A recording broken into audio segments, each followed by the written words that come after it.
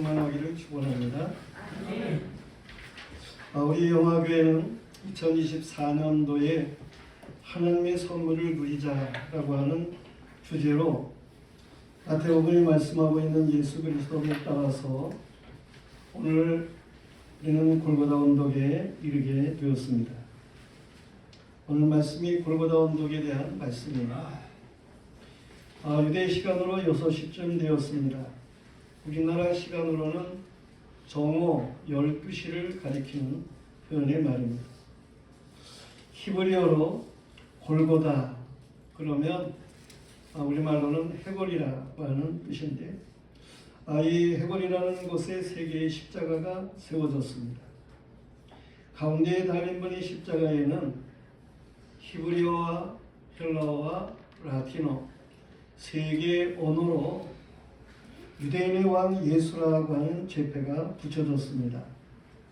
당시가 로마 제국 시대이기 때문에 로마어인 라틴어로 기록되었고 또한 유대 땅에서 일어난 일이기 때문에 이스라엘어는 히브리어로 기록된 것이고 당시의 세계의 공통어가 헬라어이기 때문에 헬라어로 기록되기도 하고 그랬습니다.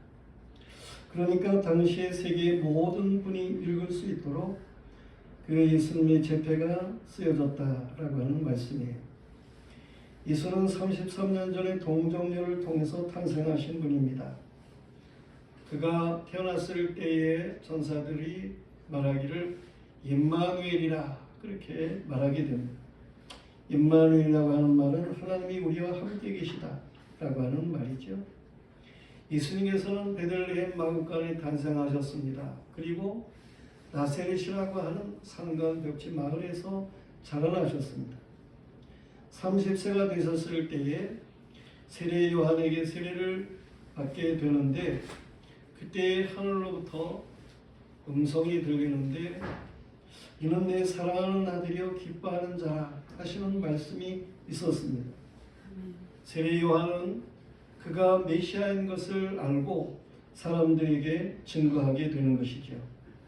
그때로부터 약 3년 정도 예수님께서는 가난한 자, 병든 자, 소외된 자를 찾아다니시면서 하나님의 나라를 전파하셨습니다. 그러자 유대 종교 지도자들, 저들을 이제 사두개파, 바리새파 일반적으로 그렇게 말하게 되는데 이 유대 종교 지도자들은 자신들의 그 허구인 죄가 드러나게 되니까 예수를 증오하게 되고 그 증오가 극에 달해서 예수를 거짓으로 정죄하고 오늘 말씀에 있는 대로 십자가에 달리게 하는 이러한 일들을 자행했던 것입니다. 십자가 양편에는 흉악한 강도 두 사람이 각각 달리게 되었어요. 그래서 골고다 언덕에 세 개의 십자가가 서게 되는데 그 구도를 보게 되면 예수님이 가운데에 십자가에 달리심은 세상의 모든 사람들이 이 강도와 같은 그러한 모습이다라고 하는 구도를 잘 보여주는 그러한 모습으로 예수님과 강도들이 십자가에 달렸다라고 하는 것입니다. 그 가운데에 계신 예수 그리스도, 이 십자가는 죄인들을 대속하기 위한 것임을 잘 보여주는 일입니다. 우리가 오늘 골고다 언덕에 있는 사람들이 되어야 하는데 이 골고다라고 하는 곳은 저주의 장소이면서 또한 축복의 장소인 것입니다. 이 골고다는 가장 비참에 처한 인간을 보는 곳이며 또한 가장 으뜸의 자리에 계신 하나님을 보는 곳입니다. 골고다는 하나님의 어린 양이 죽임을 당한 곳이며 또한 저와 여러분의 영원한 생명이 보장되는 곳입니다. 골고다는 인간이 지은 죄의 무서운 심판을 보는 장소이고 또한 하나님의 사랑의 극치를 보게 되는 장소인 것입니다. 골고다는 인간이 철저하게 낮아져야 할 장소이고 또한 영광스럽게 높아지는 곳입니다. 예수께서 십자가에 달린 시각으로부터 온 땅에 어두움이 임해가지고 9시까지, 그러니까 오후 3시까지 계속되었다는 사실입니다. 이 침울한 날씨에도 희희덕거리는 종교 지도자들이 있습니다. 저들의 희롱과 비열한 얼굴이 번뜩였습니다. 그들에게 매수되어서 예수를 비난하는 자들의 수근거림이 있었습니다. 그러나 한편은 발을 동동 구르면서 우는 자들도 있었고 허탈하게 돌아가는 무리들도 있었습니다. 그런데 십자가에 달리신 예수께서 그때 7마디의 말씀을 하신 일이 있습니다. 성도들이여, 우리는 주님의 말씀에 귀를 기울여야 하는 것입니다. 아멘. 예수님께서 하신 첫 번째 말씀이 뭡니까? 십자가 위에서 하신 예수님의 첫 번째 말씀. 아버지여, 저들을 사하여 주옵소서. 자기들이 하는 것을 알지를 못함이니이다. 그랬습니다. 그것은 누가복음 23장 33절 34절에 기록된 말씀이에요. 십자가에 달리신 예수께서는 자신을 위한 동정을 구하지 않으셨습니다. 자신을 십자가에 당하는 저들에게 예수님께서는 저주를 퍼붓지도 않으셨습니다. 예수께서는 자신을 위해 기도하시는 것이 아니라 자기를 정죄하고 조롱하는 자들을 위해서 기도하신 거예요. 성경 원어에는 헬라어로 보면 예수께서 이르시되 아버지여 저들을 사하여 주옵소서 자기들이 하는 것을 알지 못함이니이다 그랬어요. 예수께서 이르시되라고 하는 그러한 헬라어를 보면 그것은 헬라어로 엘레곤 하는 말인데 이 말은 과거 미완료 시제라 그렇게 말하는 그러한 텐스를 가지고 있습니다. 시제를 가지고 있습니다. 이 과거 미완료 시제 헬라어에서 그것은 과거에 어떠한 일이 있었는데 그 일이 계속되었다라고 하는 것을 가르치는 그러한 의미의 시제인 거예요. 다시 말해서 예수께서 말씀을 하시는데 아버지여 저들을 사하여 주옵소서 자기들이 하는 것을 알지 못함이니이다. 이 말은 한 번으로 끝난 말이 아니다라는 얘기입니다. 골고다에 막 도착하셨을 때에 무자비하게 십자가에 눕히고 팔과 다리를 묶고 붉은 대못으로 못을 박는 포악한 자들을 향해서 위에서 아버지여 저들을 사하여 주옵소서 자기들이 하는 것을 알지 못함이니이다. 그렇게 말씀을 하신 것이고 예수를 십자가에 단 자들이 예수의 옷을 제비뽑아 가지고 그것을 좋아하고 그럴 때 저들을 보시면서 예수님께서 여전히 아버지여 저들을 사하여 주옵소서 하신 것이고 비웃고 조롱하는 관리들과 구경꾼들을 위해서 예수님께서 역시 아버지여 저들을 사하여 주옵소서 저들이 알지를 못해서 그렇습니다. 기도하셨다라고 하는 말씀이에요. 아버지를 불러 자신이 아들 되심을 분명히 하신 일이고 자신이 제자들을 위함이 아니고 대적자들을 위해서 기도하신 거예요.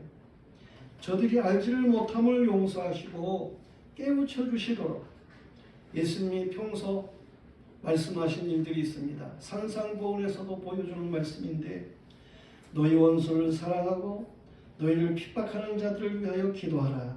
예수님이 그렇게 말씀을 하셨는데 그것을 예수님은 십자가 위에서도 여전히 실행하신 그러한 분이시다라고 하는 말씀인 것입니다. 예수님께서 십자가 위에서 또 말씀하신 것은 내가 진실로 네게 이르노니 오늘 내가 나와 함께 낙원에 있으리라는 말씀이에요. 예수님 십자가 양옆에 강도들이 달렸다 그랬습니다. 예수님이 십자가 위에서 첫 번째 기도를 저들도 들었습니다. 그때 한편 강도가 예수를 비방해 말을 한 거죠. 네가 그리스도가 아니냐? 너와 우리를 구원하라 말한 거예요. 그러자 다른 편 강도가 예수를 비방해서 꾸짖습니다. 네가 동일한 정죄를 갖고서도 하나님을 두려워하지 않느냐? 우리는 우리가 행한 일에 상당한 보응을 받거니와 이에 당연하지만 이 사람이 행한 이 것은 옳지 않은 것이 없느니라. 그렇게 한 오른편에 있는 강도가 왼편에 있는 강도를 꾸짖으면서 예수님에게 말을 하는 거예요. 예수여, 당신의 나라에 임하실 때에 나를 기억하소서. 예수님의 기도에 한 사람은 냉담했고 한 사람은 그 마음이 녹아졌다라고 하는 거예요. 그때 예수께서 오른편 강도에게 네가 오늘 나와 함께 낙원에 있으리라 말씀을 하신 거예요. 하나님은 예정하심이 있습니다. 아담 안에서 모든 사람이 죄인이었는데 그런 어떤 이는 구원으로 어떤 이는 멸망으로 들어갈 것을 하나님이 정하셔요. 요한복음 3장 16절에서는 구원은 믿음으로 되어지는 것인데 예수를 믿는 사람 그들은 누구든지 구원을 받는다는 거예요. 그런데 그 믿음이라고 하는 것이 하나님의 선물이라고 에베소 2장 8절에 말씀하고 있습니다. 구원은 성령의 감동으로 시작되고 진행되고 완성되는 거예요. 구원의 은혜를 입은 사람은 교회에 나오고 싶고 말씀이 사모되고 예수가 좋아지고 죄를 회개하고 예수를 따르고 하나님을 아버지로 부르게 되는 것이고 거룩한 삶을 살게 되고 환난이 와도 끝까지 인내하며 천국에 들어가도록 되어 있습니다. 우리는 뭔가 하나님 앞에 어떠한 사람인가 하는 거예요. 그런가 하면 십자가 위에 예수님께서는 세 번째로 말씀을 하셨어요. 여자여 보소서 아들이니이다 그랬습니다. 예수님 십자가 곁에는 그 어머니 마리아가 있기도 했고 그 이모가 있기도 했고 또 글로바의 아내인 마리아도 있었고 이런 여성들이 있었어요. 여성들이 참 강합니다. 남자 제자들 도망치고 그랬는데 이 여성 제자들은 십자가 곁에 가까이 있었던 거예요. 누구보다 모성애가 강하죠. 이슬을 낳은 마리아가 십자가 곁을 지켰습니다. 그런데 십자가 위에 계신 이가 그 마리아, 모친 마리아를 보고 말을 하는 거예요. 여자여 보소서 아들이니이다 라고 말을 합니다. 어머니라고 말하지는 않고 여자여 라고 말을 하는 거예요. 그런데 이런 표현은 이번이 처음이 아닌 것입니다. 예수께서 첫 번째 이적을 행하셨을 때 요한복음 2장 말씀에 보면 가나에서 물로 포도주를 만드는 이적을 예수님이 행하시는데 그 이적을 행하기 전에 모친 마리아가 예수님께 말을 한 거예요. 이 집에 포도주가 떨어졌어. 잔치집인데 포도주가 떨어졌어. 그렇게 그 모친 마리아가 이야기를 했어요. 그랬을 때 예수님께서 말씀을 하십니다. 여자여 나와 무슨 상관입니까? 그렇게 말을 했습니다. 어떻게 들으면 참으로 무식한 말 같고 형편없는 자 같은 그런 생각을 가지게 하는 그런 말씀이에요. 그런데 예수님께서 무식해서 그런 말을 하셨습니까? 예수가 불량해서 그렇게 말을 한 것입니까? 그게 아니에요.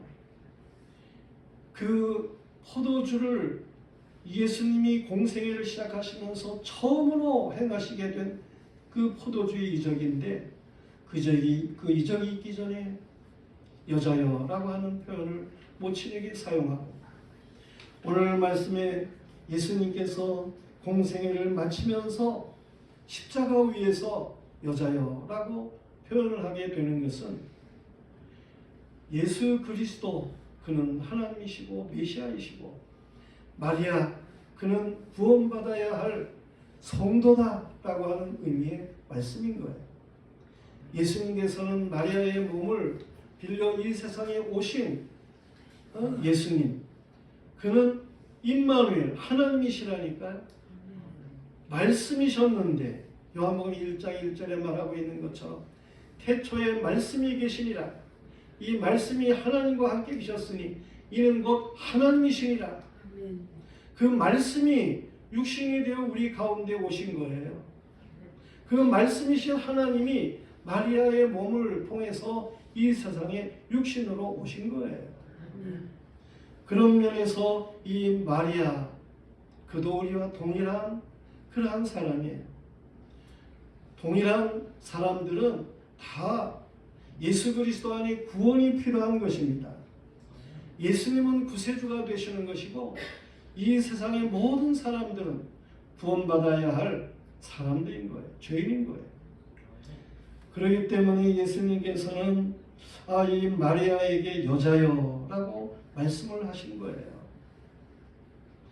천주교는 알지를 못하니까 이 사실을 모르니까 그저 마리아를 신이라고 숭상을 하고 동상을 세우고 난리를 치는데 그게 우상숭배입니다. 그게 잘못된 일입니다. 마리아는 예수님을 주여라고 고백을 해야 하는 그러한 성도에 불과하다. 그런 얘기입니다. 우리는 이 사실을 분명하게 해야 하는 거예요. 그런가 하면 예수님이 십자가상에서 말씀하신 네 번째가 바로 오늘 본문에 나타나고 있는 말씀이에요. 엘리 라마 사박다니. 제 9시쯤 되었을 때에 십자가 위에서 예수께서 크게 소리를 지르신 거예요. 나의 하나님, 나의 하나님, 어찌해서 나를 버리시나이까? 이 말씀은 우리에게 무엇을 가르쳐 줍니까? 예수 그리스도는 전혀 죄가 없으신 분이에요. 전혀 죄가 없으신 분이에요. 베드로전서 2장 22절 말씀부터 볼 것 같으면 예수님께서는 베드로전서 2장 22절부터 보면 그는 죄를 범하지 아니하시고 그 입에 거짓도 없으시며 욕을 당하시되 맞대어 욕하지 아니하시고 고난을 당하시되 위협하지 아니하시고 오직 공의로 심판하시니 이에게 부탁하시며 친히 나무에 달려 그 몸으로 우리 죄를 담당하셨으니 이는 우리로 죄에 대하여 죽고 의에 대하여 살게 하려 하십니다. 그랬습니다. 전혀 죄가 없으신 분이에요. 그런데 십자가에 버려주신 거예요. 십자가 이것은 최고의 저주의 절정인 것입니다. 하나님은 다윗의 피난처가 되어주시고 저 다니엘 같은 믿음의 사람들은 사자굴에서 건져주시는 버리시지를 않는 그러한 하나님이시잖아요. 이스라엘의 부르짖음을 들으시고 민족의 믿음의 족장들에게 약속을 기억하시고 이스라엘 백성을 애굽에서 해방시키시는 그러한 하나님이시잖아요. 그런데 어째서 예수 그리스도 그는 죄가 없으신 분인데 십자가의 저주를 당하게 버려두시는 겁니까? 예수께서는 왜 버려지시는지를 몰라서 십자가에서 외치신 것이 아니에요. 시편 22편부터 24편까지를 트리오 시편이라 그렇게 말을 합니다. 이는 다윗의 고난에 대해서 22장에 말하고 23장에서는 여호와의 인도하심을 말하고 24장에서는 왕심에 대한 내용을 말씀하고 있는 그러한 이 22편부터 24편까지의 시편은 트리오 시편, 이것은 다윗에 대한 말인 것 같지만 성경은 무엇보다도 예수 그리스도의 구속 사역에 대해서 말씀하는 거예요. 그러므로 우리는 이 다윗의 하나님께서는 다윗을 통해서 이 구세주이신 메시아 장차 구원의 주로 오셔가지고 행하실 그분에 대한 예언을 말씀하고 있는 것이다 라는 사실을 알아야 하는 것입니다. 구약의 모든 말씀은 다 예수 그리스도에 관한 말씀인 거예요. 우리가 몰라서 구약을 그냥 역사적으로만 이해를 하려고 하고 그러는 것 있는데, 구속사적으로 성경을 이해하게 되면 구약의 모든 내용의 말씀은 오실 메시아 예수 그리스도에 대한 말씀인 것입니다. 그러므로 시편 22편은 메시아의 대속사역의 순환을 보여주는 말씀인데, 십자가에 달리신 예수께서는 자신이 죄인들의 죄를 담당하시고 시편 22편과 같이 아버지께로부터 죄에 대한 저주를 당하신 이름을 잘 아신 거예요. 그렇기 때문에 시편 22편 1절을 십자가 위에서 예수님께서는 암송하신 것입니다. 철저하게 버려지는 그것이 자신에게 주어진 사명인 것을 예수님께서 아시면서 지금 나는 시편 22편의 그 말씀의 내용대로 이렇게 되어진다라는 사실을, 그것을 십자가 위에서 말씀을 하고 계시는 거예요. 예수께서 버림당하신 이유를 예수님은 잘 아셨습니다. 여호와 아버지께서는 죄에 대해서 등을 돌리시는 분이에요. 이 예수님을 십자가에 달리시게 하는 그러한 내용의 말씀을 시편 22편 3절이나 31절 그리고 이사야 53장 내용 말씀들에 정확하게 말씀하고 있는데, 시편 22편 3절 말씀에 보면 여호와 하나님은 거룩하신 분이라는 거예요. 이스라엘 찬송 중에 거하시는 주여, 주는 거룩하시니이다. 왜 예수님을 십자가에 다시는 겁니까?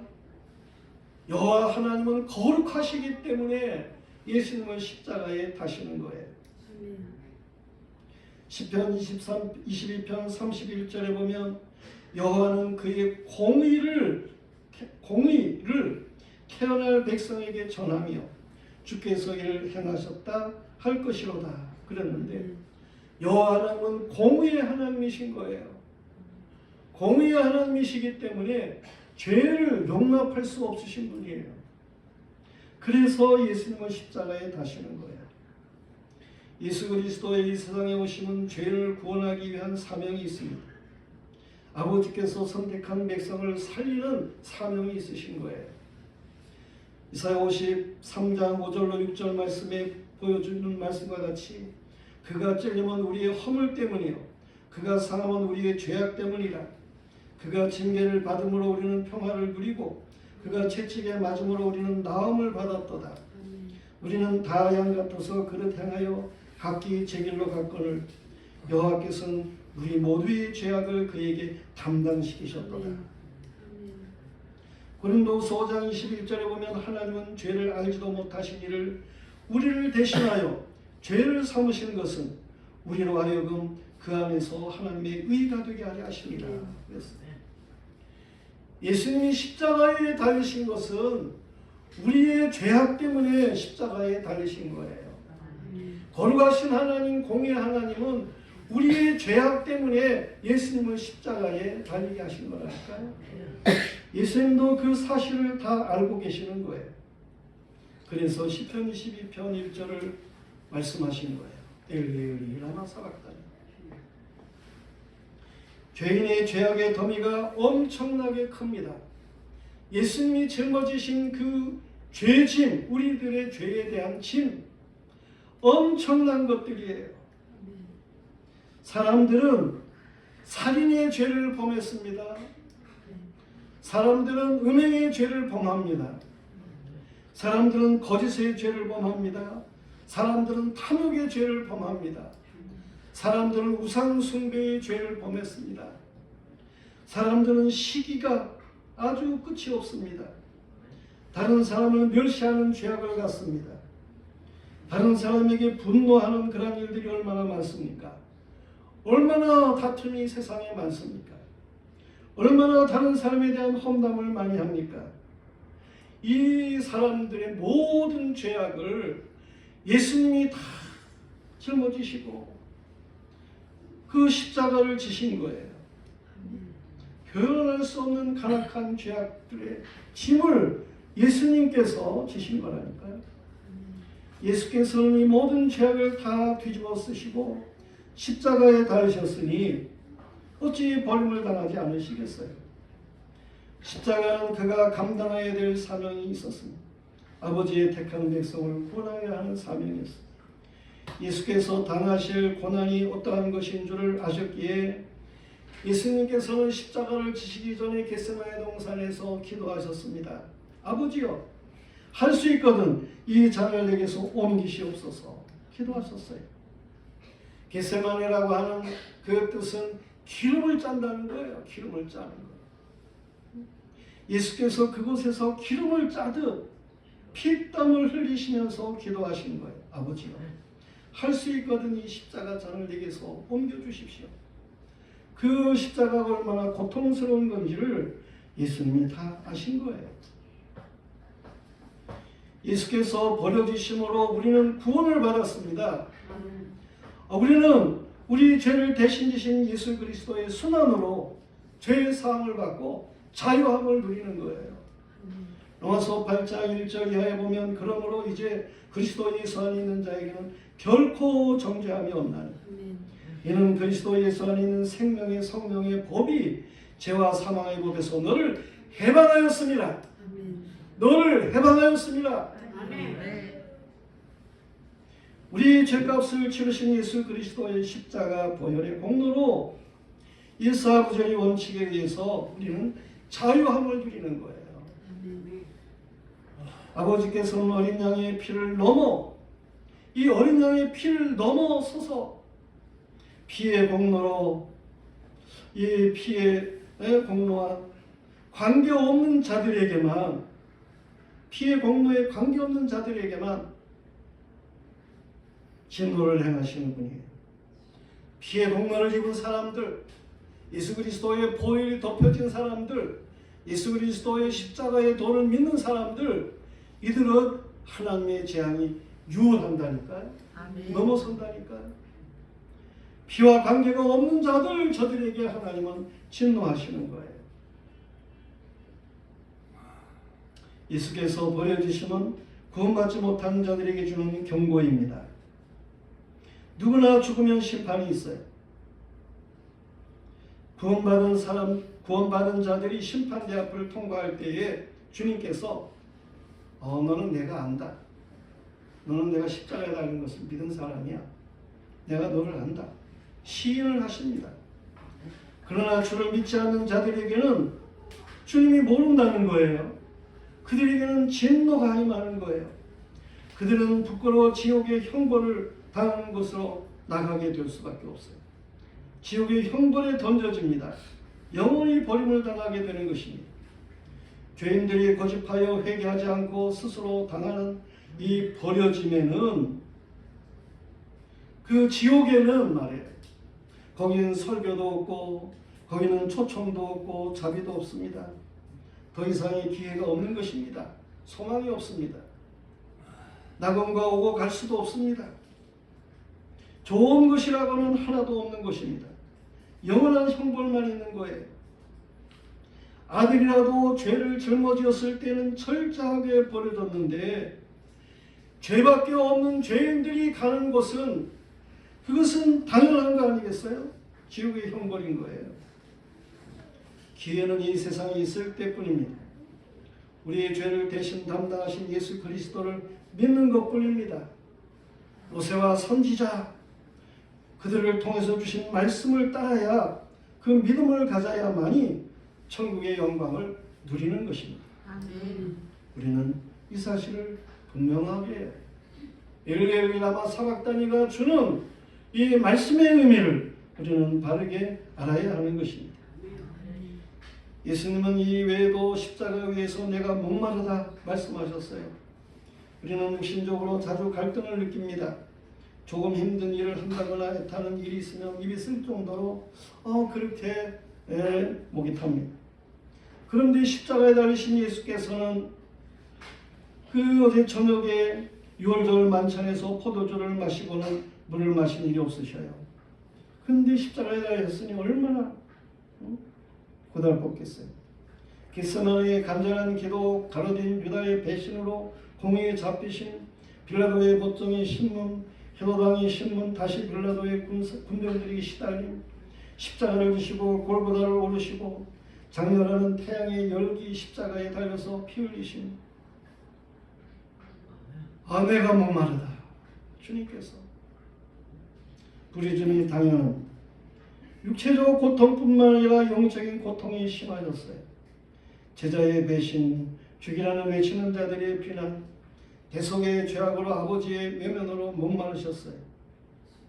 시편 42편에 하나님이여 사심이 시냇물을 찾기에 갈급함같이 내 영혼이 주를 찾기에 갈급하니이다. 내 영혼이 하나님 곧 살아계신 하나님을 갈망하나니 내가 어느 때에 나가서 하나님의 얼굴을 배울까. 예수님은 목마르셨다라고 하는 사실입니다. 또 예수님은 말씀하셨어요. 다 이루었다. 예수 그리스도에게는 사명이 있습니다. 작정되고 예언된 말씀과 같이 대속의 주가 되시는 거예요. 율법의 정죄하에 이는 선택한 백성들을 위해서 대속의 죽으심을 가지시는 사명이 있으셨어요. 낮아지고 높아지실 모든 사명을 감당하시게 되는 겁니다. 예수님께서 다 이뤘다 말씀하시면 이러한 땅에서 이루어야 될 사명도 다 예수님이 감당하셨지만 율법이 요구하는 모든 말씀의 것들을 예수님은 다 이루셨다라고 하는 말씀이에요. 우리 대신에 예수님께서 그 율법의 요구를 쫓아 다 모든 것을 이루신 그러한 일이십니다. 마지막으로 예수님께서는 내 영혼을 아버지 손에 부탁하나이다 라고 운명을 하셨습니다. 예수 그리스도 그분은 다 이루시고 아버지께 자신을 영혼을 의탁하시는 그러한 일이었습니다. 아버지와 아들의 관계로서 모든 것을 맡기셨어요. 구원받은 사람은 예수 그리스도를 본받아야 하는 것입니다. 모든 것을 아버지께 맡길 줄 알아야 하는 것입니다. 영혼까지 맡기는 것입니다. 가정을 맡기고 직업을 맡기고 결혼을 맡기고 자녀를 맡기고 가는 길을 맡기고 영혼을 맡기는 맡김이 있어야 되는 거예요. 시편 37편 5절로 6절에 보면 내 길을 여호와께 맡기라. 그를 의지하면 그가 이루시고 내 일을 빛같이 나타내시며 내 일을 정의 빛같이 하시리로다. 갈라디아서 2장 22절에 20절에 내가 그리스도와 함께 십자가에 못 박혔나니 그런즉 이제 내가 사는 것이 아니 오직 내 안에 그리스도께서 사시는 것이라. 이제 내가 육체 가운데 사는 것은 나를 사랑하사 나를 위하여 자기 자신을 버리신 하나님의 아들을 믿는 믿음 안에 사는 것이라. 정말 우리가 예수 그리스도 안에 예수 그리스도가 우리 안에 사는 이 믿음으로 사는 사람이라고 할 것 같으면 예수 그리스도의 마지막 말씀과 같이 영혼을 아버지 손에 맡기는 이러한 삶을 살아야 하는 것입니다. 그들에게 영원한 생명이 있습니다. 영혼을 아버지께 부탁하는 사람, 영원한 생명이 있습니다. 예수께서 십자가를 지시고 운명하셨을 때에 성소의 휘장, 그 성전에서도 그렇고 성전 이전의 성막에서도 그렇고 성소가 있습니다. 지성소가 있습니다. 그런데 이 성소와 지성소 사이에 휘장이 가려졌어요. 그래가지고 오고 갈 수가 없어요. 대제사장도 1년에 한 번만 지성소에 들어갈 수 있어요. 그런데 예수님이 십자가에 달리는 그때에 그 성소의 휘장이 위로부터 아래로 찢어졌다니까. 그래가지고 성소와 지성소 사이에 길이 생긴 거예요. 이 예수 그리스도는 성소와 지성소 사이를 여는 그 길이셨다라고 하는 말씀이에요. 성소는 여러분이 있는 것이고 지성소는 관계성이 있는 것으로 그렇게 표현할 수 있는 그런 일인데, 오늘날 이곳에 휘장이 없는 것은 예수 그리스도께서 그 길을 여셨다라고 하는 거예요. 아버지께로 가는 길을 여신 예수님이시다. 그런 말씀이에요. 그래서 히브리서 10장 19절 이하의 말씀에 보면, 그러므로 형제들아 우리가 예수의 피를 힘입어 성소에 들어가야 담력을 얻었나니 그 길은 우리를 위하여 휘장 가운데로 열어놓으신 새로운 살 길이요 휘장은 그의 육체니라. 또 하나님의 집 다스리는 큰 제사장이 계시니 우리가 마음의 뿌림을 받아 악한 양심으로부터 벗어나서 몸을 맑은 물로 씻음을 받았으니 참 마음과 온전한 믿음으로 하나님께 나아가자. 예수 그리스도의 십자가의 달리심으로 인해서 그가 우리의 죄를 대신 담당하시고 엘레 라마 사박단이 그 말씀을 이루신 그러한 일이기에 우리는 아버지와 하나가 되는 길이 열리는 이런 놀라운 은총을 누리고 살아가는 것입니다. 우리가 이 사실을 분명하게 해야 돼. 하나님을 아버지로 부를 수 있는 일이 예수로 말미암아 되어진 일이라니까. 우리의 죄짐이 다 벗어지고 우리가 자유함을 누리고 영생을 확신하고 살아가는 이 일이 예수 그리스도 그로 인해서 주어진 일이에요. 이 일에 대해서 우리는 얼마나 하나님 앞에 감사하고 살아가나 하는 것입니다. 우리 모두 다 예수 그리스도의 십자가를 앙망하고 내 죄 때문이다 라고 하는 것을 분명히 하고 예수 그리스도의 보혈로 덮인 바 된 그리스도인의 삶을 살아가는, 그래서 하나님의 제안을 유월하는 이런 복스러운 역사를 누리고 하나님을 더욱 찬양할 수 있는 이런 복스러운 믿음의 사람들이어야 되겠습니다. 일어나십니다.